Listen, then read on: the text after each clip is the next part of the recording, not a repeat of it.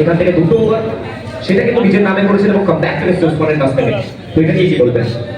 আমি টার্গেট ছিলাম যে আরো থাকবো, কিন্তু যা বল করছিল হয়তো ব্যাক ফুট দিয়ে সামলাতে পারতাম, কিন্তু বোল্ড হয়ে যায় তলে লেগে যায়, ওই জন্য আমি হাত ধরছি আরো। আপনার 55 টার্গেট ছিল, একটা 4 বল ছিল, আমরা যদি সেফ দিই কিন্তু তাও আমার ওভারে মাঝে তো টেলিফোন খেলেছে, আর 11 রানে তো মহসিনের উপরে কোনো কথাই নয়। আর লাস্ট একটা কোশ্চেন করবো ঠিকঠাক করে ওসমান, বেশ কিছু কোশ্চেন রয়েছে ওসমান। যেমন প্রত্যেকটা ক্ষেত্রে আমরা দেখে থাকি সমস্ত বড় টুর্নামেন্ট নিজের টিমের হয়ে বোলিং এর কষ্ট যদি আমি বলতে থাকি ওসমানের, সেটা কিন্তু মহসিনের উপর যেভাবে ভরসা দেখানো বিগত ওভারটা, যেখানে মহসিন একটু কোথাও ব্যাটে বলে কানেকশনটা এসেছিল অপোনেন্ট ব্যাটার মাতুর কাছ থেকে, কিন্তু তারপরে মহসিনের উপর ভরসা দেখানো। তো এর কারণটা কি?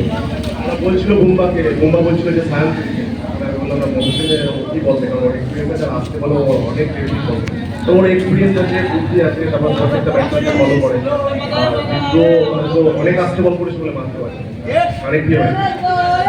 আর লাস্ট একটা কোশ্চেন করবো ওসমান তোমার কাছে, যেভাবে সমস্ত টুর্নামেন্টে দেখে থাকি এই টুর্নামেন্টেও কিন্তু ঝড় ঝাপটা বাদল সবকিছুকে দূরে সরিয়ে যেভাবে কৃষ্ণনগর নদিয়ার পক্ষে এই টুর্নামেন্ট, তো এই এত ছোট জায়গায় আমরা প্রত্যেকে থেকে বলতে বাধ্য হচ্ছি, এত ছোট জায়গায় এত সুন্দর একটা টুর্নামেন্ট করা যায়, সেটা সাকসেসফুল করা যায়, সেটা কিন্তু দেখিয়েছেন কৃষ্ণনগর সুপার কাপ প্রথম বাচ্চাদের জন্য।